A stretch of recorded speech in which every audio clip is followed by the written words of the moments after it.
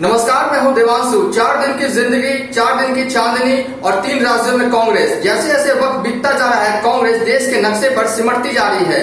लेकिन बिहार कांग्रेस के कार्यवाहक अध्यक्ष कौकब कादरी का कहना है कि नरेंद्र मोदी और अमित शाह को छोड़ दें तो बीजेपी अब विलुप्त हो गई है। आगे आप वीडियो में देखिए कौकब कादरी ने क्या कुछ कहा। जमपुर विधानसभा के आसार नजर आ रहे हैं, जो चुनाव परिणाम आए हैं और जो परिणाम आए हैं, जरूर हमें निराशा हुई है इस परिणाम को देख करके। लेकिन हम ऐसा नहीं कि उत्साह में हमारे कमी है। हम प्रयास कर रहे हैं कि हमारे एक धर्मनिरपेक्ष सरकार का गठन हो। और जिस तरह से भारतीय जनता पार्टी के लोग दावे कर रहे थे और सुबह तक कि उनकी एब्सोल्यूट सरकार बन रही है, तो कहने कहीं जो चुनाव परिणाम आ रहे हैं उससे ये आसार नजर आए हैं कि देखिए किस तरह की वहां स्थिति पैदा हुई है। और हमारे लिए ये चिंता का विषय जरूर है कि जिस तरह से हमें परिणाम की उम्मीद थी वैसे परिणाम नहीं आए हैं। चुनाव बाद निश्चित रूप से आला कमान और हमारे जो ऊपर के नेता हैं बैठ करके चिंतन मनन करेंगे, कहाँ चूक रह गई जो हमें स्पष्ट बहुमत नहीं मिल पाया। लेकिन हमारी कोशिश ये, हमारा एक प्रयास है कि एक धर्मनिरपेक्ष सरकार वहां मिले, बने। मंगल पांडे का आज बयान आया है, उन्होंने कहा है कि अब इंडियन नेशनल कांग्रेस को अपना नाम बदलकर पीपीपी पार्टी कर ही लेना चाहिए। नहीं, ये सुझाव तो हमने भी उनको दिया था कि भारतीय जनता पार्टी का नाम बदल देना चाहिए।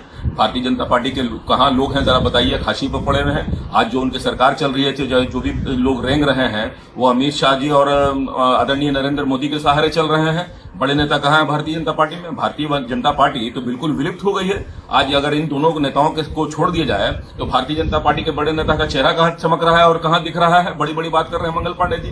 इसलिए इतना अति उत्साह में आने की आवश्यकता नहीं है। हमें लंबा चुनाव लड़ने का अनुभव है। हमने 62 भी देखा, 67 भी देखा और 77 भी हम लोगों ने देखा है कि किस तरह के चुनाव हुए देश में। और ऐसे चुनाव से हम विचलित नहीं होते हैं, हम सीखते हैं। हम जनता के मुद्दे को लेके जाने का प्रयास करते हैं। आज देश में जो स्थिति और परिस्थिति बनी नोटबंदी के बाद, जीएसटी के बाद, किसानों की समस्याओं को लेकर, दलित की समस्याओं को लेकर, उसके बारे में उनके क्या कहने हैं और लंबी लंबी बातें कर रहे हैं। तो एक तो उन्होंने पहले तो जुमला हम लोगों को खिलाया और फिर अब जो है कि हवाई मिठाई खिला रहे हैं। जो बचपन में हम लोग हवाई मिठाई खाया करते थे, मुंह में डाला और गायब।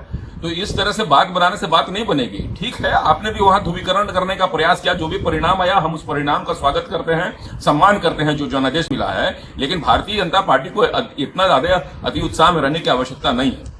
साथ ही उन्होंने कहा है कि अब राहुल गांधी को अध्यक्ष पद से हटा देना चाहिए, नए अध्यक्ष पद के लिए कोई नाम करना चाहिए। तो इसका फैसला भारतीय जनता पार्टी के लोग करेंगे क्या कि कांग्रेस में किसको बनाना चाहिए और किसको हटाना चाहिए? इसीलिए मैं कह रहा हूं कि इनको एक्सपीरियंस की कमी है, बहुत ज्यादा उत्साह में आ जाते हैं। और पहले बयान देने के पहले अपने कद को भी देख लिया करें कि हम किसके बारे में बयान दे रहे हैं। राजनीति में संयम की आवश्यकता होती है। इतना ज्यादा संशय है और आज थोड़ी सी सीट की बढ़त उनकी हुई है तो लंबे लंबे बयानबाजी कर रहे हैं कि हमें किसको अध्यक्ष नियुक्त करना चाहिए और किसको अध्यक्ष नहीं नियुक्त करना चाहिए। तो पहले भारतीय जनता पार्टी खुद को टटोले और भारतीय जनता पार्टी अपने कार्यकर्ताओं को और भारतीय जनता पार्टी के जो नेता हाशिए पर पड़े हुए हैं उनको एकजुट करने का प्रयास करें। और ये आदरणीय मोदी जी और जो अमित शाह की जो जोड़ी है उनके सहारे कब तक ये वैतरणी बात करते रहेंगे, उसके बारे में चिंतन मनन करें। साथ ही उन्होंने कहा कि केरल, तमिलनाडु, पश्चिम बंगाल और उड़ीसा में भी अब हमारी ही सरकार बनेगी। इतना कॉन्फिडेंट है बीजेपी के नेताओं को।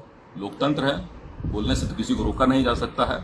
ठीक है, प्रयास करें। राजनीतिक दलों का काम है अपनी अपनी बयानबाजी करना और आने वाले समय में आपको नजर आएगा कि क्या स्थिति है। इसके पहले भी कई बयानबाजी गोवा में भी कर रहे थे और जो पहले के जो चुनाव है उसमें भी उन्होंने किस तरह से सरकारें बनाई है उसका भी स्पष्टीकरण हुआ है। और आज कर्नाटक के चुनाव में वो क्या खेल खेलने वाले हैं उसका भी प्रकटीकरण होगा। हम तो तमाम समान विचारधारा के लोगों को साथ में ला करके सरकार बनाना चाहते हैं और पूरा चुनाव परिणाम आने दीजिए, फिर आपको हम बताएंगे कि आगे की और स्थिति कांग्रेस की क्या रणनीति होगी और क्या होगी। सर, इस बार लग रहा है कि चुनाव में ईवीएम मैजिक भी कुछ काम किया है। निश्चित रूप में जिस तरह से जो बड़े बड़े सेफोलॉजिस्ट हैं, जो बड़े बड़े पॉलिटिकल पंडित हैं, उन्होंने भी कही और भारतीय जनता पार्टी के स्वयं के जो मुख्यमंत्री के उम्मीदवार हैं उनके भी आप अगर उनके बयान को देखिए तो 10 सीट 20 सीट की आगे पीछे की बात कर रही थी। जिस तरह से सीटों में बढ़ोतरी उनकी हुई है, यह अप्रत्याशित मामला है। तो हम देखेंगे, चिंतन करेंगे, मंथन करेंगे। तमाम लोकतंत्र पे के जो तंत्र है उस पर भी हमारे नजर है। सबसे पहले तो पूरे परिणाम को आने दीजिए, उसके बाद बैठ करके हम चिंतन मनन करेंगे कहाँ चूक हुई, क्या बात हुई जो सीट में इस तरह से भारतीय जनता पार्टी की बढ़ोतरी हुई है और हमें बहुमत प्राप्त नहीं हो पाया।